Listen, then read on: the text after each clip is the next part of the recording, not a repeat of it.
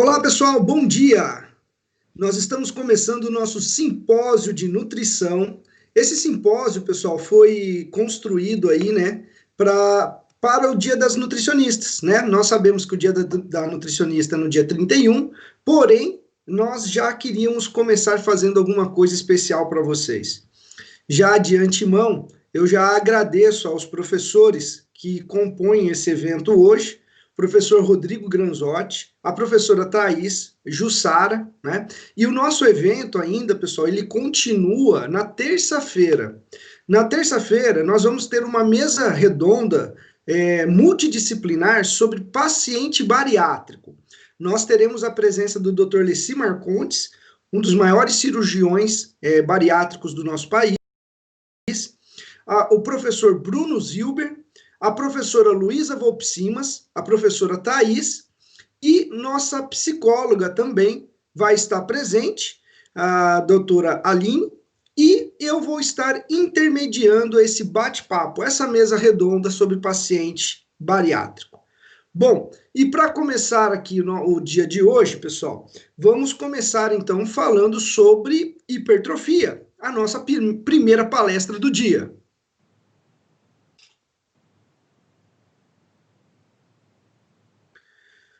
Bom, pessoal, vamos falar então sobre hipertrofia. A hipertrofia, pessoal, é o resultado de uma adaptação do nosso organismo frente à prática de atividade física.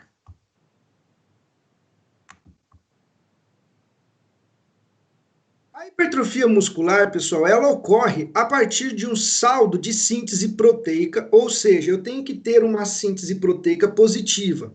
A minha síntese proteica tem que ser maior do que o estímulo de degradação. Na verdade, pessoal, nós temos o que nós chamamos de turnover. Nós temos um equilíbrio entre a síntese, né, entre o anabolismo e o catabolismo. Quando nós praticamos atividade física, principalmente o que nós chamamos de atividade resistida com peso, né, o estímulo anaeróbico, eu estou procurando o quê? Aumentar esse saldo, esse estímulo anabólico. Associado a uma boa dieta e suplementação, eu consigo aumentar então esse saldo anabólico e diminuir aí a resposta sobre a degradação. Então, existe esse turnover no nosso organismo, porque as proteínas musculares, pessoal, na verdade, elas são uma grande reserva de aminoácidos. E a partir de aminoácidos, nós podemos fazer a gliconeogênese, a partir de aminoácidos eu posso fazer neurotransmissores, a partir de aminoácidos eu posso fazer lipídios, né? Então, eu tenho que pensar realmente o que eu estou fazendo para a manutenção dessas proteínas e, além disso, o que eu estou fazendo com a prática de atividade física para que eu tenha uma resposta maior sobre esse turnover. Então, ó, aqui nós podemos observar que as proteínas musculares, elas podem sofrer uma questão de anabolismo e eu pegar os aminoácidos que estão circulantes na corrente sanguínea e transformar em proteínas musculares, proteínas estruturais.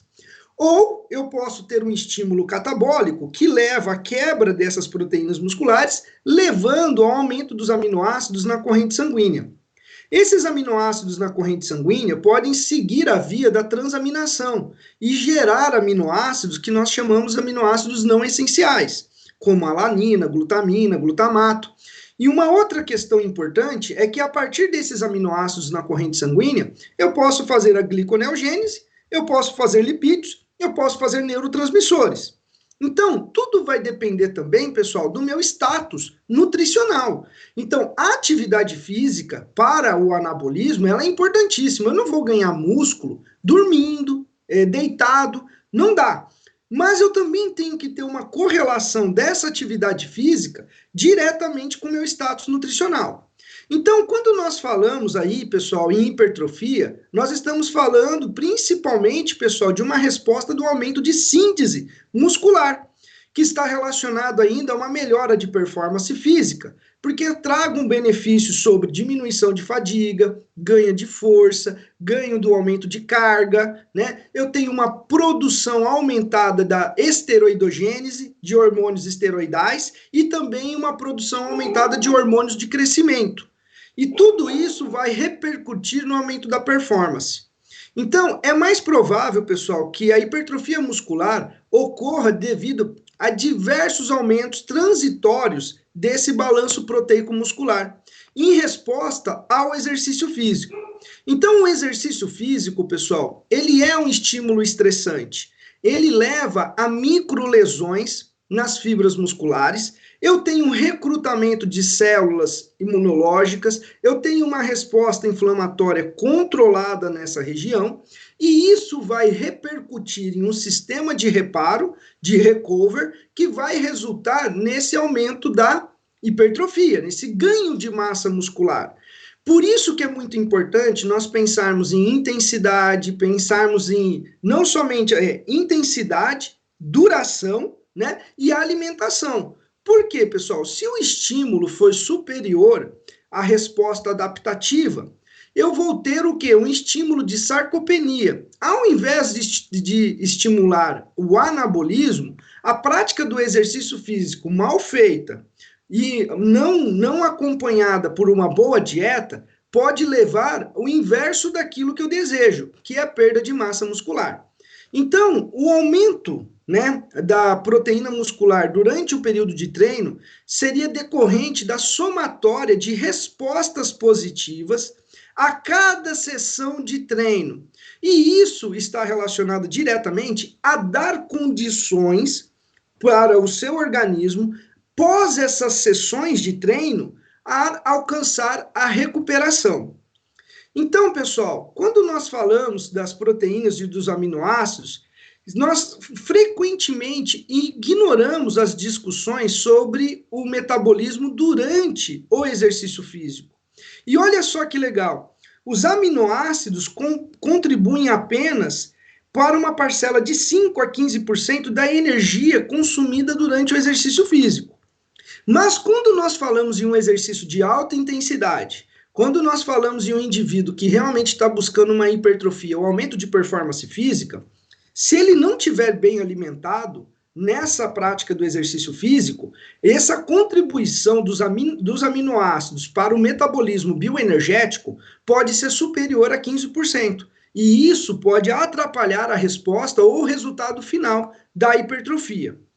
É importante, pessoal, que reconhecer que essas pequenas parcelas de fornecimento de energia torna-se fundamental em condições de alta demanda, de alta performance, durante o período prolongado, né?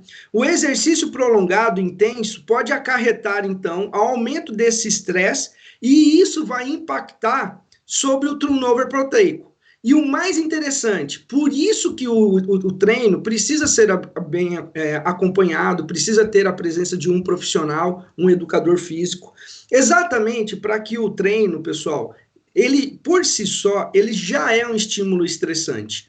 E por isso que ele leva a adaptações musculares. Porém, ele tem um limiar, ele tem um limite, né? E nós não podemos atravessar esse limite, porque atravessar esse limite está relacionado à perda de massa muscular. E isso impacta diretamente no metabolismo dos aminoácidos. Olha só, a síntese e catabolismo proteico durante o exercício físico. Então, olha só, a redução significativa da síntese proteica depende da intensidade, depende da duração da atividade física, né?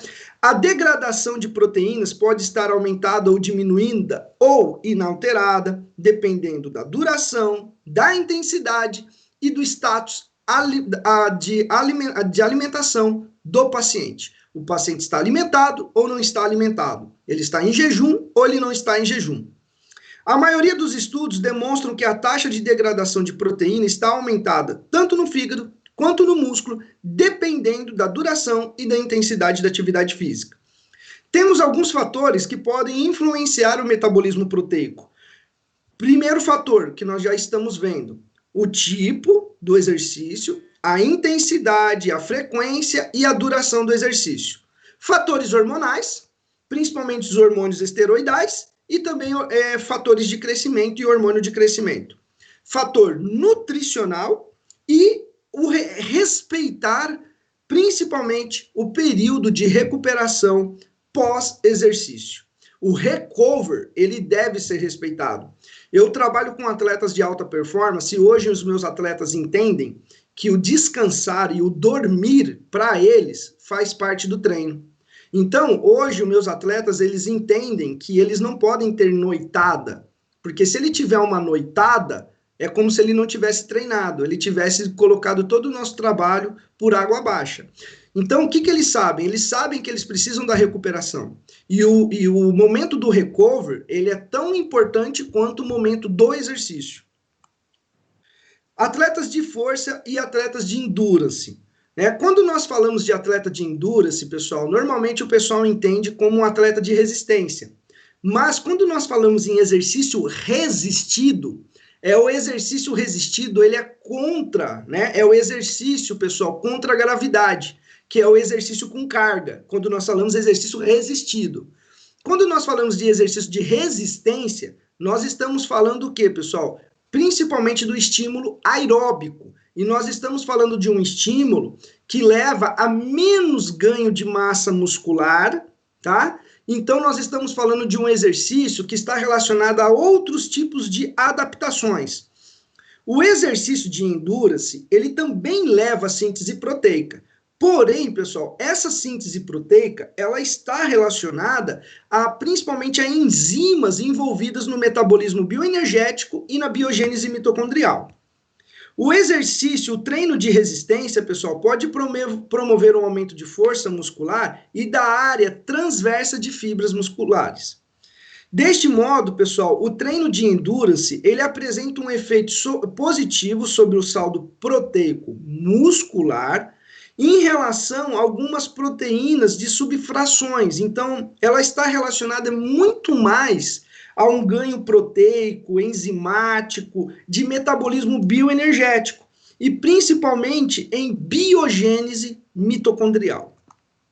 Aqui nós podemos observar mais claramente, os dois tipos de estímulo. Nós temos o estímulo do exercício resistido e nós temos o estímulo do exercício de endurance.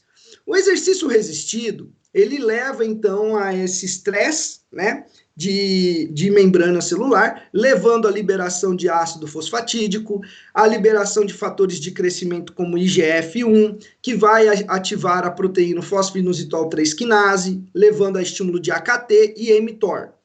Nós temos alguns hormônios que agem também nessa via, como a testosterona, o hormônio do crescimento, e o estímulo de mTOR, ele leva a uma resposta de transcrição gênica e principalmente o aumento de atividade de retículo endoplasmático rugoso e o aumento da atividade dos ribossomos. Qual é a resposta disso? O aumento da síntese proteica, o que vai levar à hipertrofia. Já o exercício de endurance é um exercício que está relacionado a aumentar a relação AMP-ATP. O aumento dessa relação AMP-ATP está mostrando que eu tenho um gasto energético. Esse gasto energético vai levar à ativação da proteína quinase do AMP, promovendo um estímulo de sirtuínas e também um estímulo de PGC1-alfa. A resposta disso é um aumento da transcrição de enzimas tanto antioxidantes quanto enzimas do metabolismo mitocondrial, o que resulta em biogênese mitocondrial, aumentando a capacidade aeróbica do indivíduo. O exercício de força, pessoal, e hipertrofia muscular, Então, há uma relação direta com força e hipertrofia. Isso porque, pessoal, nós temos que mudar a carga. O nosso músculo é um tecido de alta adaptação. No entanto, que tem pessoas que são fortes e nunca entraram numa academia. É só você visitar aí uma transportadora, visitar pessoas que trabalham carregando lenha, Vocês vão ver que são pessoas muito fortes e nunca entraram em academia. Qual é o estímulo? O próprio trabalho. E isso mostra que se você tiver o estímulo e você tiver uma alimentação, eu não estou falando que o cara que trabalha aí carregando lenha tem uma boa alimentação, mas ele é um cara que come ali arroz, feijão, come proteína, né? Nós não estamos falando da qualidade, mas é um cara que está se alimentando e come bem, porque ele tem um trabalho que requer muita energia também, porque ele faz muita força. Então, ele sempre está estimulando a adaptação. Então, você que vai na academia há 1 ano, 2 anos, e está fazendo exercício para hipertrofia com o mesmo pezinho, com a mesma carga, você não está mais promovendo a adaptação muscular. Então, é importante o aumento da carga, o aumento da intensidade, né? Pensa nisso, número de repetições, e isso vai sempre fazer com que o seu músculo ele não fique ali naquela zona de conforto, tá? Então, uma única sessão de exercício de força pode promover alterações relevantes sobre a síntese proteica muscular. A exata resposta depende do estímulo particular da sessão, ou seja, do tipo e da intensidade do exercício. Então, no exercício de força também pode promover hipertrofia. Nós podemos ter 2 estímulos de hipertrofia, pessoal. Nós podemos ter o que nós chamamos de hipertrofia sarcoplasmática e a hipertrofia miofibrilar. Professor, qual que é a diferença? A hipertrofia miofibrilar, eu tenho ganho de fibras musculares. E isso está relacionado diretamente, pessoal, à capacidade funcional do músculo. Então, é um músculo que vai responder a um aumento de carga, vai ser um músculo que responde melhor à execução de trabalho. Já a hipertrofia sarcoplasmática, eu não tenho ganho fibrilar, miofibrilar, mas é um músculo que quando eu observo, eu não consigo ver a olho nu a diferença entre quem tem hipertrofia miofibrilar e quem tem hipertrofia sarcoplasmática. Porém, eu consigo observar isso em carga, eu consigo observar isso na força e também algumas pessoas dizem que conseguem observar isso ao toque. O indivíduo de ganho de hipertrofia miofibrilar, ele é um indivíduo que o músculo é mais duro, mais rígido, porque tem um ganho de fibras. Já o indivíduo sarcoplasmático, ele tem volume, mas ele não é tão denso, tá? Podemos observar aqui que um dos estímulos mais importantes para o resultado de hipertrofia, de ganho de massa muscular, é a estimulação de células satélites. O estímulo de células satélites ocorre principalmente quando nós conseguimos fazer um sinergismo de estímulos entre a alimentação, a resposta hormonal e a prática de atividade física. Isso vai levar ao estímulo de células satélites que estão, as células satélites, pessoal, elas são componentes do sistema imunológico. Mas devido a esses estímulos que eu disse para vocês, elas sofrem o que nós chamamos de ativação, diferenciação e migram para o interior das células musculares. E elas se diferenciam em um novo núcleo, o que aumenta o quê? A transcrição gênica e a síntese proteica. Aqui nós podemos observar que a hipertrofia ela é iniciada com uma carga tensional, por isso que nós chamamos de exercício resistido. Ela vai promover microlesões e vai ativar células imunológicas, como macrófagos, neutrófilos, e isso vai iniciar um processo de regeneração muscular e promover a ativação e diferenciação de células satélites. E isso vai promover um ganho da área muscular. O que nós temos que pensar, quem trabalha com atleta, trabalha com hipertrofia, é pensar nos estímulos e pensar como orquestrar esses estímulos para que eu tenha uma maior resposta sobre células satélites e isso me leve ao maior estímulo de hipertrofia. Então, eu preciso pensar na prática do exercício físico, que está relacionada à contração muscular. Eu preciso pensar na resposta hormonal e imunológica. Então, eu não posso ter ultrapassar aquele limiar de inflamação, porque se ao invés dessa resposta me ajudar, ela pode me levar à perda de massa muscular. é importante a gente pensar em suplementos e pensar na alimentação. Então eu penso no quê? Existem aminoácidos, existem algum suplemento que eu possa associar à prática de atividade física e conseguir resultar em uma resposta de hipertrofia melhor? E isso eu tenho que pensar, então, no que nós chamamos de time nutrition. Qual é o momento correto do uso desse suplemento? Será que nesse momento, no pré, ele vai trazer um benefício que eu espero? Será que é para o pós-treino, para aumentar o estímulo? Ou é quando o meu músculo, é quando o meu organismo está em recuperação e ele vai precisar de mais nutrientes? Então é isso que nós temos que pensar. Aqui nós podemos ver, pessoal, um aminoácido que é muito importante para esse estímulo de mTOR e resposta de síntese proteica, que é a leucina. A leucina, ela estimula a mTOR e, como eu disse para vocês, resulta em aumento de transcrição, fatores de transcrição gênica, levando ao aumento de síntese proteica. Mas o exercício é crucial. Sem o exercício físico, eu não tenho esse estresse, eu não tenho essas microlesões que levam à liberação do ácido fosfatídico, por exemplo, que também estimula a mTOR. Ou eu não tenho uma boa resposta hormonal de sensibilidade, e eu também não vou ter mais estímulo de mTOR. Então, aqui nesse slide, vocês já podem ver 3 estímulos: o exercício, leucina e a insulina, por exemplo. Então, se eu conseguir promover um sinergismo ou orquestrar essa resposta desses 3 estímulos, eu aumento muito a intensidade de resposta sobre mTOR. E isso vai resultar no meu paciente um maior ganho de síntese proteica. Então, o segredo, pessoal, dessa suplementação ou das estratégias nutricionais é realmente conseguir fazer orquestrar essa resposta de fatores de crescimento e de hormônios, como aqui nós estamos vendo IGF-1 e nós estamos vendo a insulina, leucina, né, e a própria contração, a prática da atividade física. Então, quando nós pensamos nessas estratégias para garantir uma boa hipertrofia no nosso paciente, olha só aqui que nós temos que pensar em hipertrofia. O que nós podemos fazer pelo nosso paciente? Primeiro, promover um controle do estresse oxidativo e da inflamação. Se nós não pensarmos nisso, o nosso paciente vai ter um aumento da resposta sobre estresse oxidativo, aumentar a intensidade, principalmente da inflamação, e isso vai levar à sarcopenia. O que nós não queremos? Nós somente não queremos que ele não tenha uma resposta diminuída.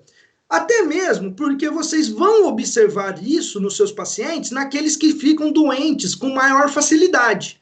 Se o seu paciente é um praticante de atividade física e ele fica resfriado mais facilmente, é porque ele está gerando muito estresse oxidativo no organismo. As defesas antioxidantes estão reduzidas. Segundo ponto, melhorar a perfusão sanguínea. Na verdade, pessoal, quando eu falo sobre atividade física, eu acho que esse é o ponto mais importante em qualquer atividade física. A perfusão sanguínea. Porque a perfusão sanguínea garante a oxigenação e a chegada de nutrientes para as células musculares. Sem uma boa perfusão sanguínea, o meu músculo não vai responder em alta performance. Terceiro, suporte de aminoácidos para recuperação e síntese proteica. Não, por que eu coloquei aminoácidos, pessoal? Porque nós não absorvemos proteínas, tá? O que a gente absorve? Dipeptídeos, tripeptídeos e aminoácidos livres. Nós pegamos isso e fazemos síntese proteica. Então, o que eu preciso pensar? Eu preciso pensar que eu preciso ter aminoácidos na corrente sanguínea. Para isso, eu vou usar o quê? Alimentos de fontes proteicas. Então, a gente vai observar aí quais são as proteínas.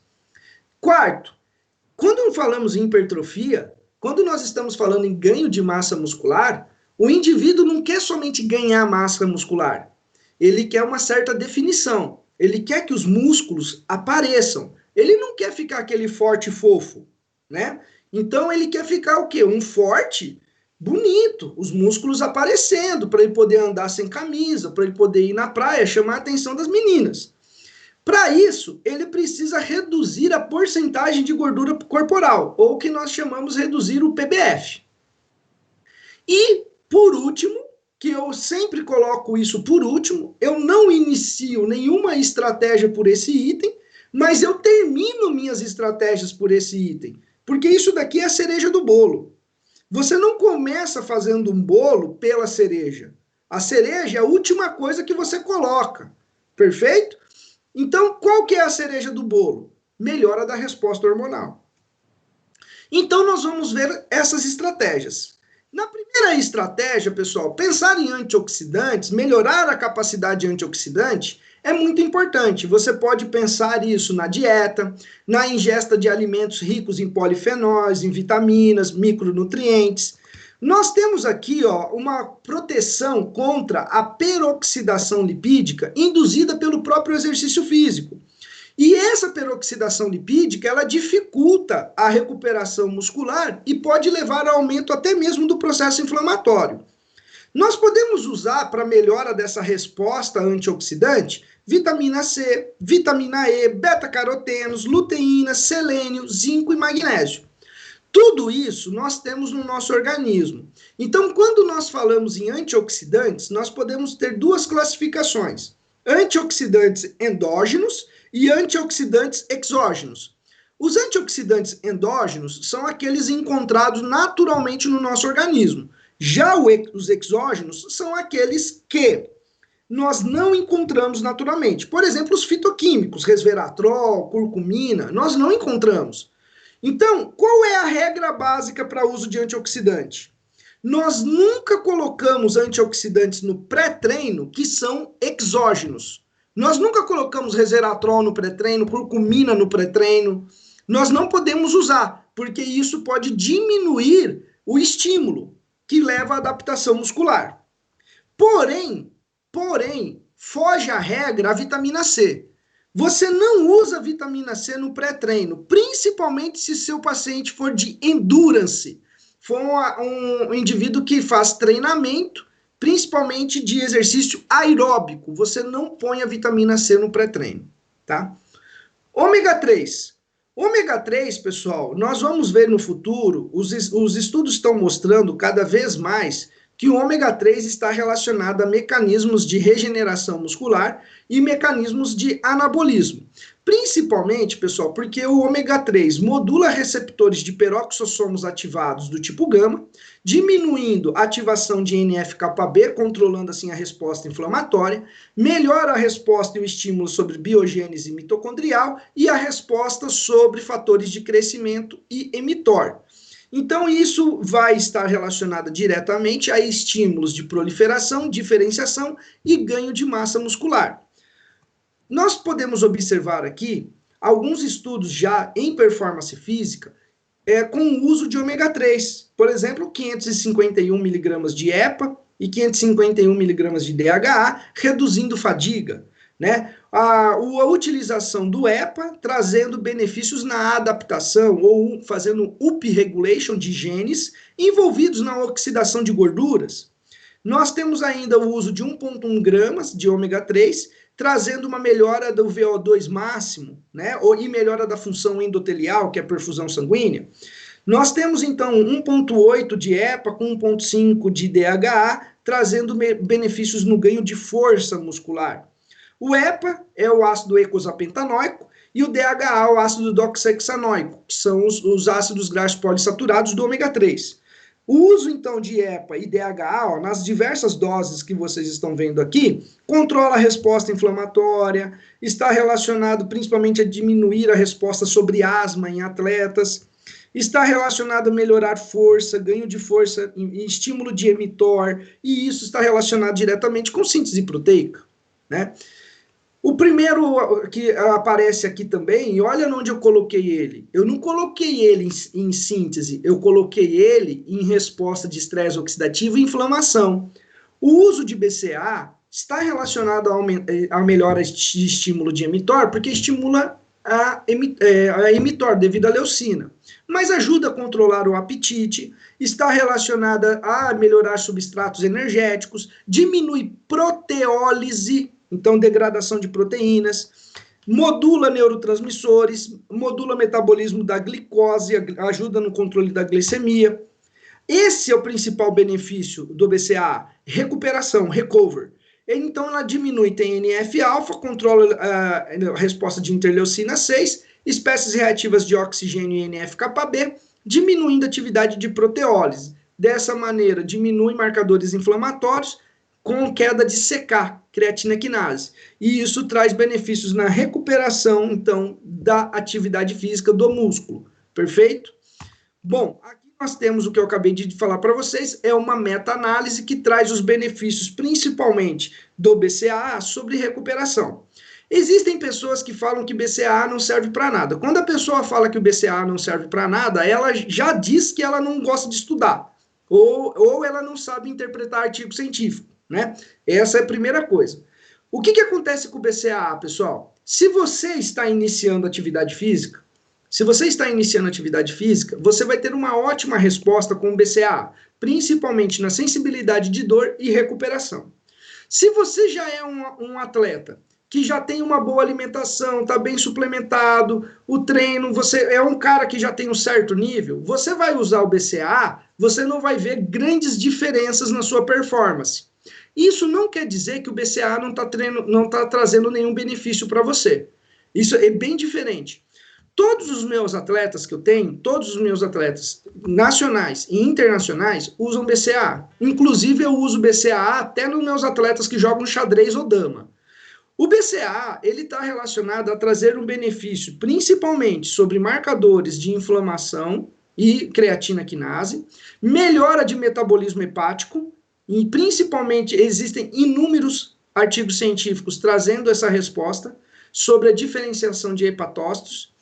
Segundo, ele também controla a entrada de aminoácidos pela barreira hematoencefálica. E isso traz benefícios no que nós chamamos de fadiga central. Então, melhora foco. Então, por exemplo, eu tenho alguns pacientes que são promotores, juízes, advogados, que precisam ler muito após um dia inteiro imenso de trabalho. Ele ainda leva trabalho para casa para ler. E ele não pode ter fadiga central, porque senão ele não vai conseguir ler os processos. Então, eu tenho algumas pessoas, clinicamente, que usam BCAA, por exemplo, 6, 7 horas da noite, para conseguir dar esse foco, melhorar aí, diminuir questões de fadiga central. A leucina, pessoal, ela sofre metabolização e gera o que nós chamamos de alfa-cetoácidos, que principalmente nós estamos falando aqui do QIC, do alfa-cetoisocaproato, que é um cetoácido da leucina, que também está relacionado em estimular mTOR e diminuir marcadores como a ureia circulante. E nós temos ainda a formação do HMB, que tem uma boa resposta, que é o beta-hidroximetilbutirato, que é um metabólito também da leucina, que tem artigos científicos sobre, principalmente, sarcopenia. Então, olha só que interessante, quando nós ingerimos a própria leucina, nós vamos ter uma melhora da capacidade antioxidante, melhora da resposta imunológica, porque ela é uma imunomoduladora, melhora de receptores opioides, então eu tenho uma melhora sobre sensibilidade de dor, homeostase da glicemia. Além disso, eu tenho um melhor estímulo sobre mTOR e uma inibição de mecanismos de catabolismo. A resposta disso está principalmente melhorar aí o estímulo anabólico do nosso paciente. Além da leucina, nós temos a creatina, que também traz um benefício sobre atividade antioxidante, controla questões inflamatórias e traz benefícios diretos aí sobre fadiga. Poucas pessoas sabem disso. A creatina, pessoal, está relacionada a aumentar principalmente a creatina fosfato, que é a creatina fosforilada para fazer o transporte do fosfato de alta energia, que vai aumentar o quê? A produção de ATP nos músculos para melhorar o trabalho muscular. Então, o que nós temos hoje sobre a creatina? A creatina, ela tem atividade antioxidante direta, indireta, e além disso, ela é um osmólito. O que é um osmólito? É uma substância que não permite que as nossas células sofram morte celular por desidratação. Então, ela está relacionada a não permitir a perda de água celular. Isso tem que ficar claro para vocês também. Então, ela está relacionada a trazer melhoras sobre resistência na atividade física, aumenta a diferenciação de fibras proteicas, principalmente aumentando as fibras do tipo 2. Isso está relacionado a ganho de massa muscular magra. Além disso, aumenta a produção, estímulo bioenergético e ainda faz uma resposta muito importante, pessoal, muito importante sobre a redução do lactato, de íons hidrogênio relacionado aí ao controle do pH muscular, controlando assim a fadiga. Aqui nós temos uma resposta sobre creatina, pessoal, mostrando que a creatina, o aumento do nível de creatina traz uma melhora, principalmente esse estudo foi em 12 semanas, uma melhora de fibras de tipo rápida, né? Fibras do tipo 2. Né? Creatina, então, ela diminui o estresse oxidativo, aumenta o transporte de energia, melhora o desempenho físico em exercícios de curta duração, aumenta a diferenciação de fibras musculares do tipo 1 para o tipo 2, aumenta a força, tem atividade de osmólito e aumenta a sensibilidade à insulina. Podemos pensar aqui, pessoal, em fazer uma formulação de creatina, magnésio e palatinose. Palatinose é uma fonte de carboidrato de baixo índice glicêmico, absorção lenta. Magnésio é um estabilizante do ATP, é importantíssimo como cofator bioenergético e a creatina é ali, o transportador tem um estímulo direto na creatina fosfato.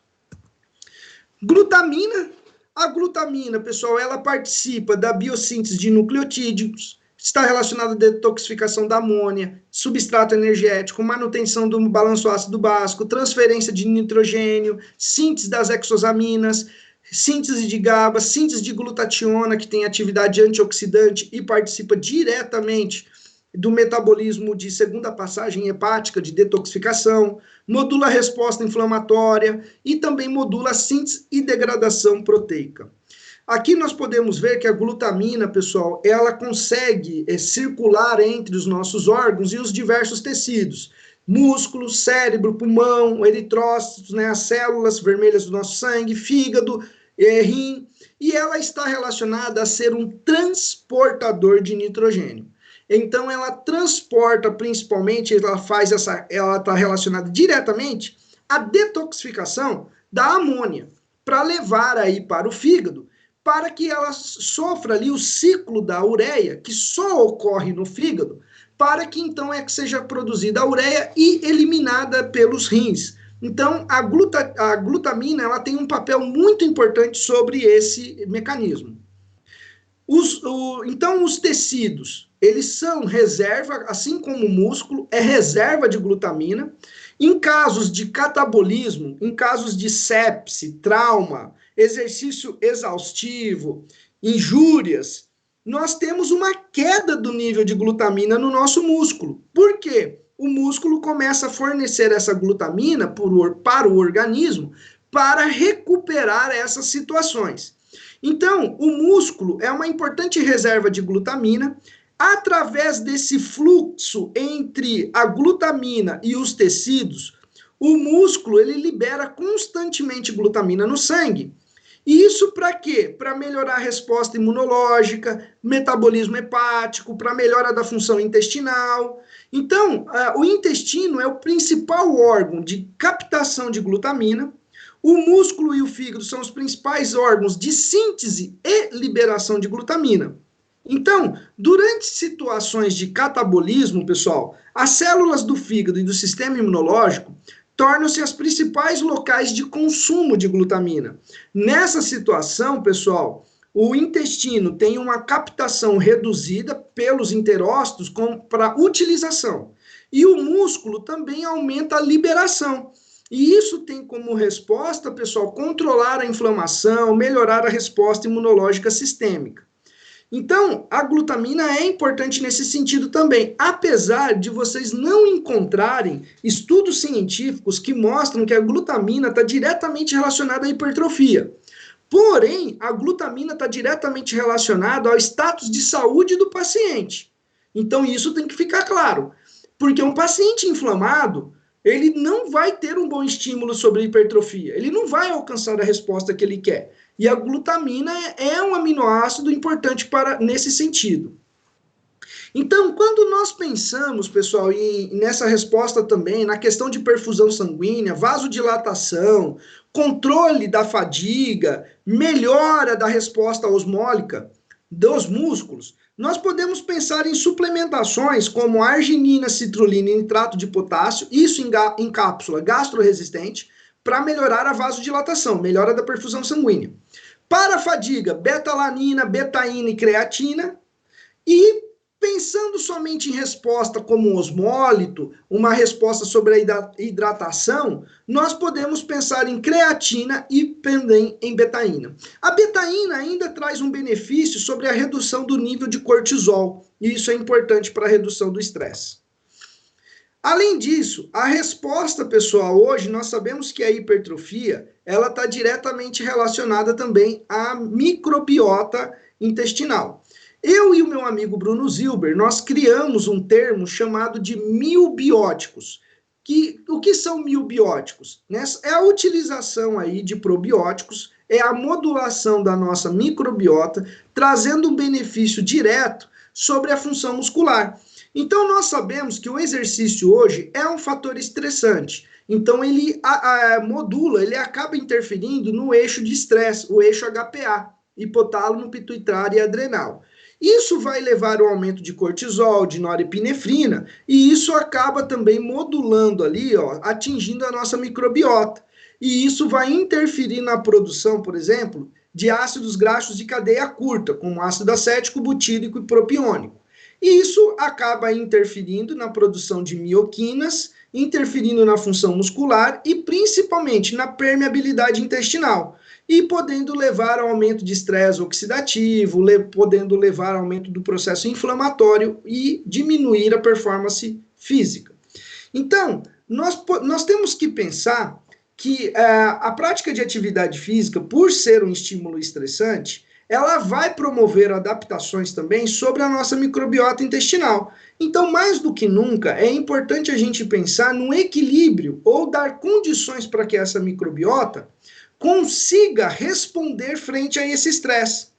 Então, é importante a gente entender que esse estresse, acompanhado de uma má alimentação, pode estar relacionada ao quê? A hiperpermeabilidade, pode estar relacionada a disrupções da atividade nesses tecidos, diminuição de IgA secretória, mais inflamação, disbiose. Qual que é a resposta disso para o nosso atleta? Ele também vai ficar mais doente, ele vai começar a apresentar mais resfriados, ele não vai conseguir dar sequência nos seus treinos, né?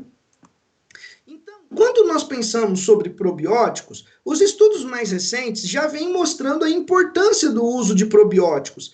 Mas como eu falo sempre, pessoal, o probiótico, ele também não deve entrar no paciente sem que haja uma melhora da dieta. E cá entre nós, quando a gente fala em hipertrofia, pessoal, vamos ser muito honestos, né?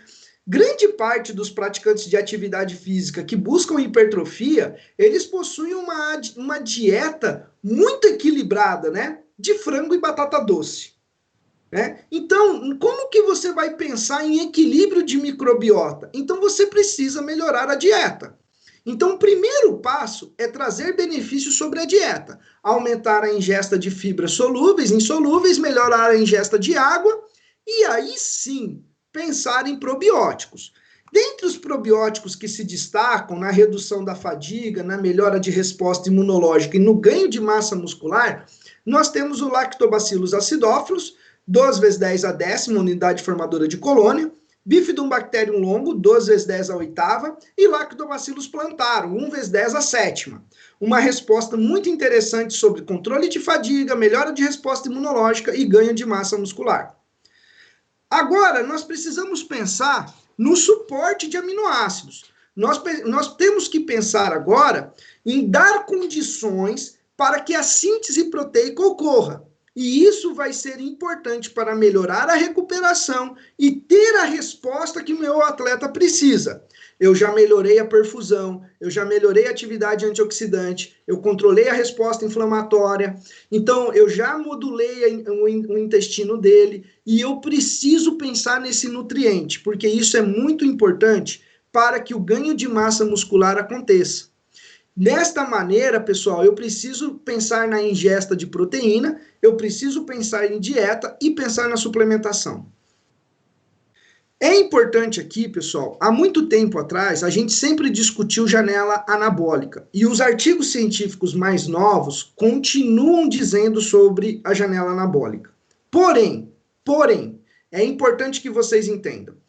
Quando nós falamos em janela anabólica, nós não estamos falando para você pensar somente na janela anabólica. É devido à janela anabólica que todos os artigos científicos mostram que a suplementação de proteína tem que ser no pós-treino e não no pré-treino. Olha só que interessante. E a suplementação de proteína traz um benefício melhor na síntese proteica no pós-treino. E isso é por quê? Porque existe a janela anabólica. Porém, meu paciente não tem que comer somente na janela anabólica. Porque o resultado de hipertrofia está relacionado a saldo e aquilo que eu faço durante as 24 horas. Então, eu não posso ter catabolismo de manhã porque eu não comi, eu não posso ter catabolismo no meio do dia porque eu não estou me alimentando. A alimentação nas 24 horas, ela é importantíssima. E também é importante a suplementação da proteína ali no pós-treino. O que você está fazendo no pós-treino? Pensando desta maneira, a primeira coisa que vem na nossa cabeça é a dose. Quanto que a gente usa de proteína? Ele é fisiculturista, ele usa muitos andrógenos anabolizantes. Ele tem que usar 4.1, ele tem que usar 3.6. Não tem. Isso já caiu por terra. Se eu uso anabolizante, se eu estou usando anabolizante, o que vai acontecer na minha corrente sanguínea? Eu vou ter um ganho do quê? De albumina plasmática. Se eu tenho um ganho de albumina plasmática, é porque minha síntese proteica aumentou e minha ureia diminuiu. Isso quer dizer que eu estou jogando menos nitrogênio fora. Eu alterei o meu turnover e eu estou tendo uma resposta muito mais positiva. Se eu não jogo nitrogênio fora, por que eu preciso comer tanto nitrogênio se eu não estou jogando fora? Porque eu estou altamente anabólico. Então isso caiu por terra, tá? Então o que nós temos hoje de resposta? A melhor resposta frente à ingesta de proteína, ela está entre 1.6 a 2.2 no máximo. Isso do que? Gramas por quilo. E você deve levar em consideração toda a proteína que o seu paciente ingere no dia. Então, isso tem que também estar relacionado diretamente à dieta do paciente. Qual que é a principal recomendação? A principal recomendação é que você distribua essa proteína do paciente da seguinte forma. Você coloque 0,4 gramas, 0,4 gramas por quilo no pós-treino, acompanhado de mais 3 gramas de leucina. Seria uma resposta bem interessante. Antes de dormir, você colocaria 0,6 gramas por quilo antes de dormir. Isso para evitar o catabolismo noturno. Olha que coisa legal. Se você somar 0,4 no pós-treino e 0,6 antes de dormir, você está falando de 1.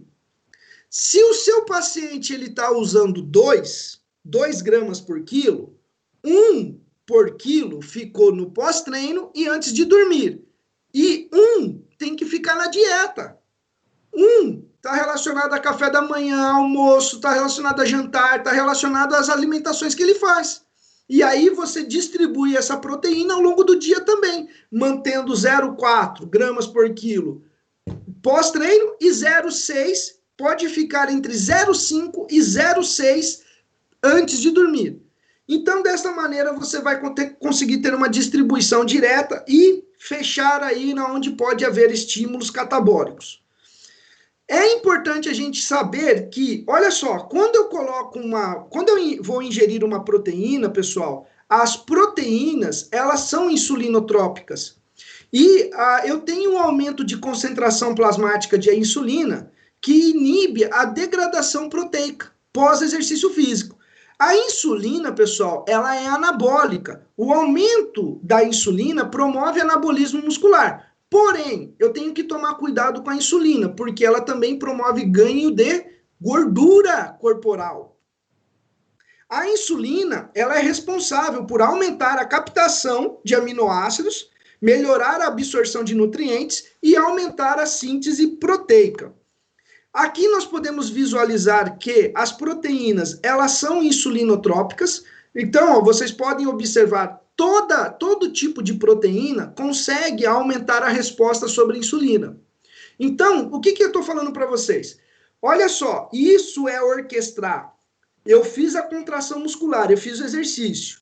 Quando eu coloco uma proteína no pós-treino e a proteína é insulinotrópica, eu aumento a resposta sobre a insulina.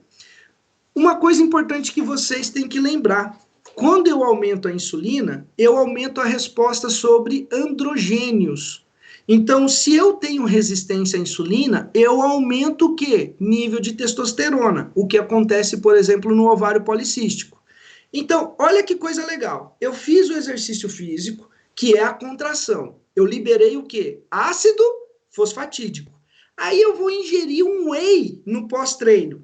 Esse whey também é rico em aminoácidos o quê? Ramificados, leucina. Eu tenho um aumento de leucina plasmática também ali nessa ingesta. E a leucina também estimula o quê? mTOR. Porém, esse meu whey promove a liberação da insulina, porque ele é insulinotrópico. E o aumento da insulina está relacionado a aumentar a resposta sobre testosterona. E a testosterona também está relacionada à síntese proteica. Isso é orquestrar. Por isso que é tão importante a suplementação de proteína no pós-treino. Professor, é só o whey que faz isso? Não, não é. As proteínas são insulinotrópicas. Porém, você tem que observar qual delas utilizar para saber aí principalmente qual delas é mais rica em aminoácidos ramificados, em leucina. Se você usar uma proteína pobre em leucina, associa leucina junto, aumenta o nível de leucina.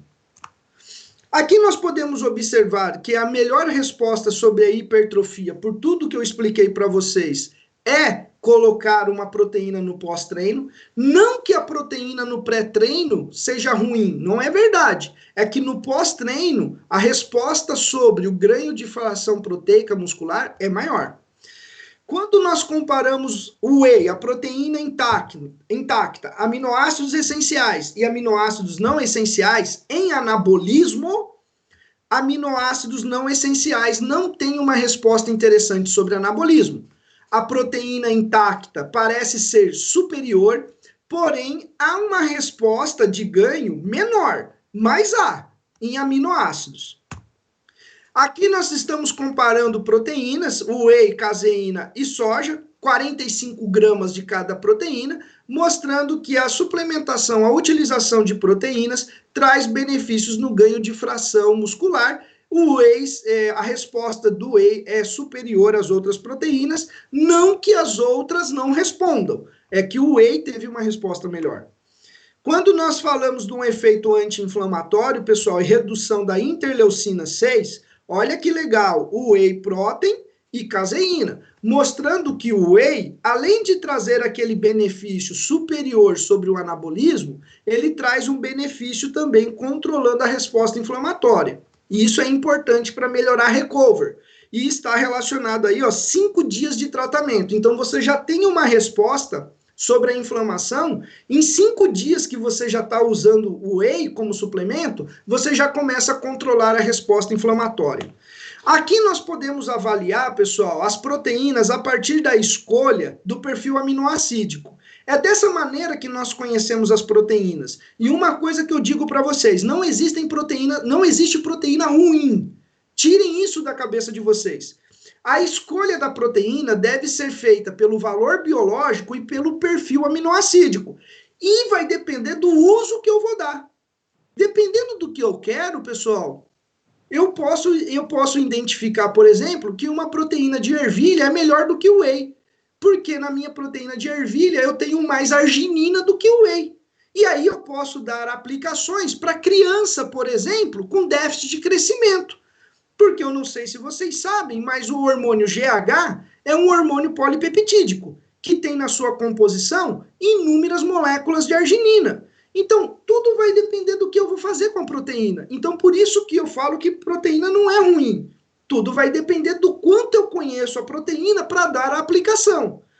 Existe uma proteína muito boa que a gente não tem ainda, tá? Nós achamos que temos por causa do marketing, mas nós não temos. As pessoas sabem que a espirulina é fonte proteica.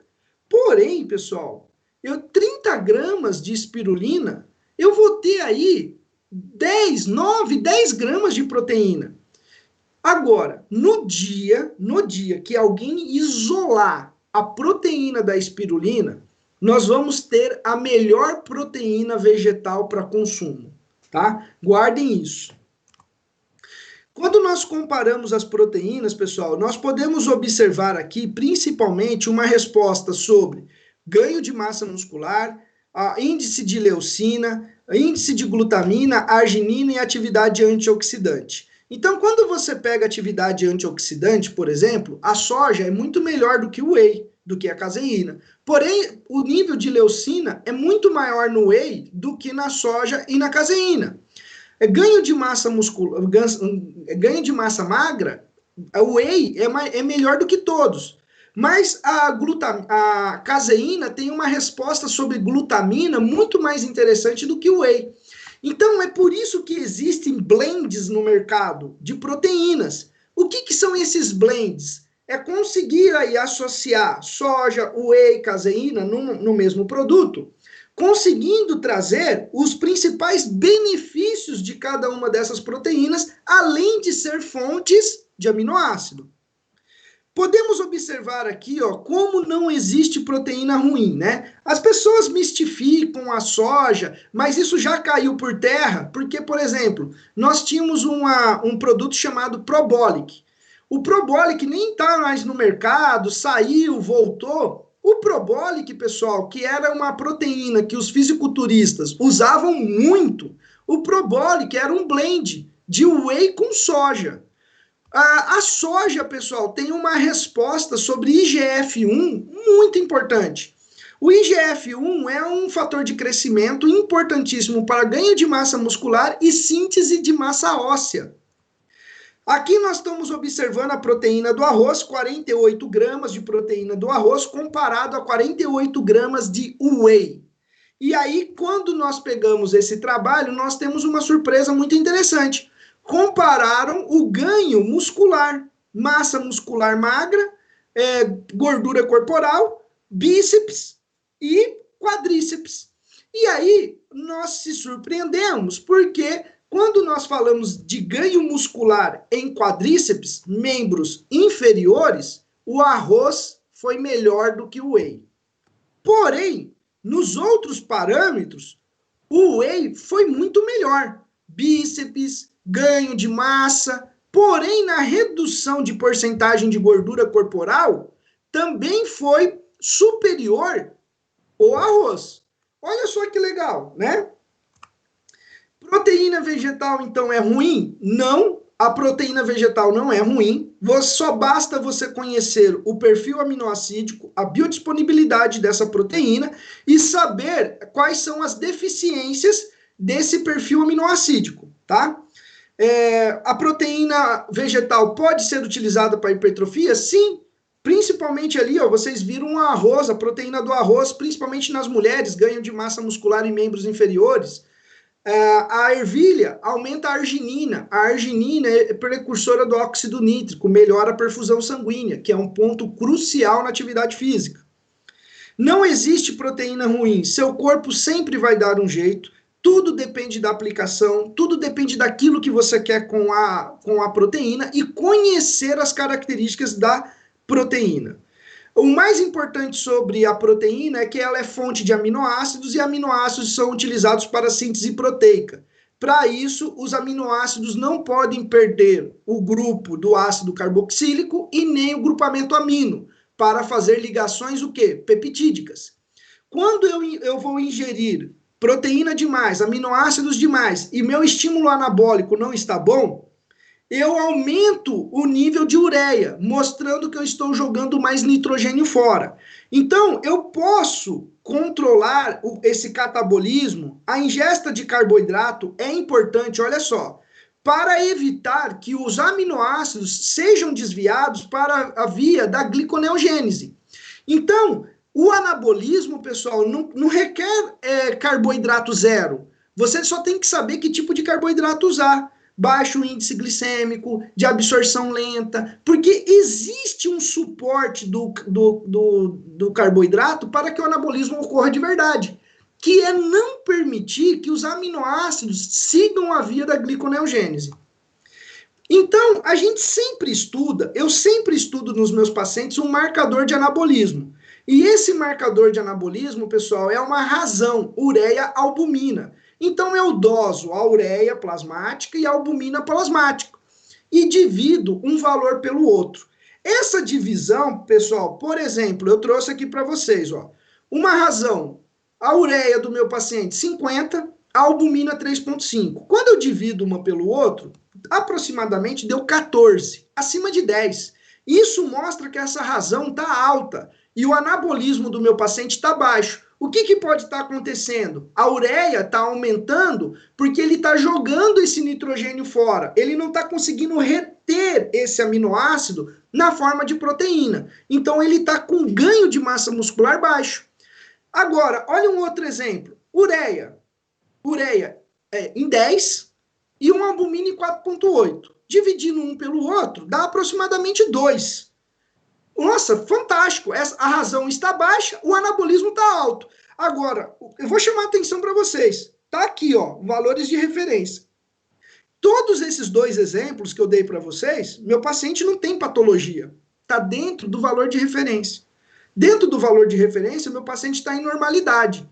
Olha só. Então, eu reduzi abaixo de 10. Abaixo de 10 já mostra que meu paciente tem um estímulo anabólico melhor. Meu paciente já está retendo mais o aminoácido na forma de proteína. Qual que é a resposta disso? A albumina está aumentando. E finalizando para vocês, sobre a hipertrofia ainda, melhorar o estímulo de GABA, melhorar a resposta hormonal, melhorar a resposta enquanto o meu paciente dorme. Nós sabemos que enquanto nós dormimos, nós liberamos GABA, que é um neurotransmissor inibitório, e essa resposta de GABA age na liberação do GH, do hormônio do crescimento. E isso é importante para a recuperação. Então, o que eu preciso para produzir GABA? Eu preciso de glutamato. Glutamato vem da glutamina. Eu preciso de piridoxal 5-fosfato, vitamina B6. Eu posso colocar uma taurina, porque taurina, vocês podem observar aqui, ó, taurina, ela é agonista de receptores de GABA. Glicina também abre canais de cloreto, que isso é uma resposta inibitória também junto com GABA. Então eu montei essa formulação para vocês, taurina, glicina, glutamina e vitamina B6, uma cápsula antes de dormir para melhorar a resposta de GABA e aumentar a liberação do GH noturno. Perfeito? Vitamina D não pode faltar em quem quer hipertrofia, tá? A vitamina D, pessoal, ela diminui a miostatina, aumenta a VEGF, que é um fator de angiogênese, de perfusão sanguínea, aumenta a liberação de IGF-1, está relacionada a melhorar a densidade mineral óssea, né, o ganho de massa óssea, mas também está relacionada a melhorar força e trazer benefícios sobre massa muscular.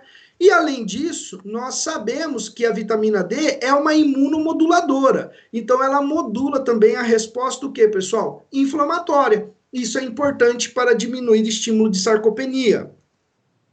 Qual é o melhor momento? Olha só que interessante. No pré-treino, Usar uma creatina é fantástica, vai aumentar a disposição de energia. A arginina, perfusão sanguínea, melhorando a perfusão sanguínea no pré-treino, você vai praticar uma atividade física melhor, melhorar a carga e número de repetições. Pode até associar uma creatina com arginina, BCAA, né? Durante o treino, na hipertrofia, água. Treino de hipertrofia, pessoal, é 50 minutos de alta intensidade. Água, tá? Recover.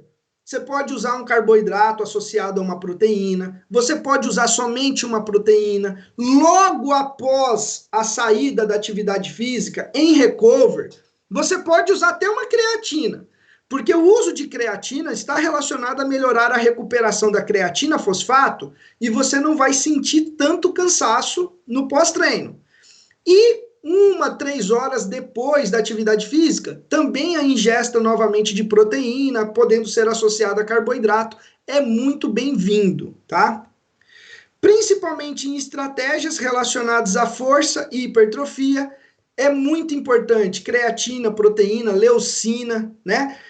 Nós temos aí, né, as pessoas que fazem estratégias que eu chamo de estratégia off-road, né? Uso de anabolizantes, moduladores de testosterona, pode ser utilizado até a suplementação de fitoterápicos, moduladores hormonais, é muito interessante isso. Então, pessoal, sobre hipertrofia muscular, era isso que eu tinha para falar para vocês. De coração, espero ter contribuído para a atividade profissional de vocês e para o cuidado dos seus pacientes. Foi uma honra estar aqui com vocês, espero que vocês gostem desse evento. E eu gostaria de aproveitar, pessoal, aqui, vou até deixar de compartilhar minha tela para eu ficar assim grandão para dar um recado para vocês. Hoje no High Nutrition, nós estamos fazendo o lançamento da nossa pós-graduação online. Nós tivemos a aprovação do MEC, da nossa pós-graduação online, e essa pós-graduação ela vai ser 100% online, né? À distância, porém, ao vivo.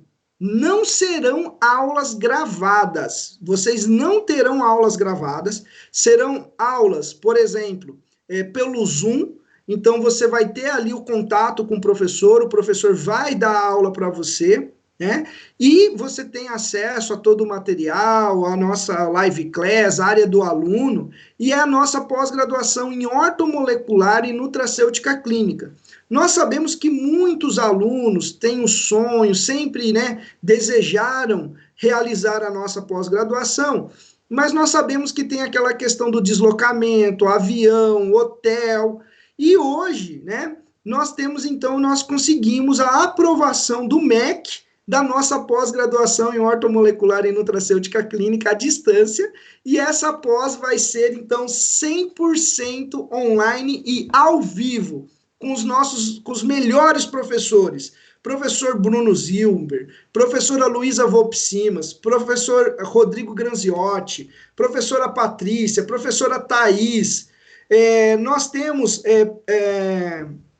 os professores do High Nutrition, pessoal, são professores que, além da questão teórica, são professores que têm contato com o paciente, são professores que têm bagagem clínica para trazer isso para vocês, para conseguir trazer, né, essa troca de experiência, tá bom?